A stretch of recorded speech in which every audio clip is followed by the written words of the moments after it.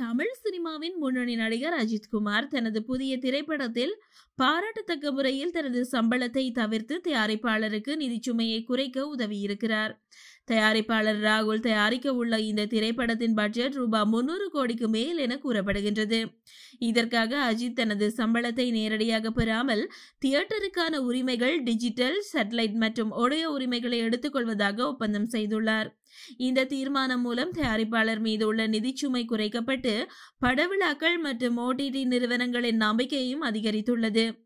ஏற்கனவே ஒரு பிரபல ஓடிடி நிறுவனம் டிஜிட்டல் உரிமைகளை வாங்கிவிட்டதாக தகவல்கள் தெரிவிக்கின்றன. இந்த செயல் தமிழ் சினிமாவில் ஒரு புதிய முன்னோட்டமாக பார்க்கப்படுகின்றது.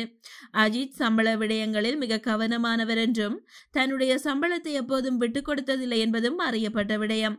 ஆனால் இந்த முறையில் அவருடைய பங்கெடுப்பு தொழில்நுட்ப ரீதியாகவும் பிசினஸ் ரீதியாகவும் பாராட்டப்படுகின்றது.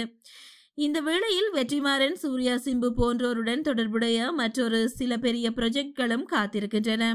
இந்த முயற்சி அஜித் குமாரை ஒரு நடிகருக்கு மேலும் மிகுந்த தாக்கத்துடன் தயாரிப்பு துறையிலும் நிலைநிறுத்தும் வகையில் அமைந்துள்ளது.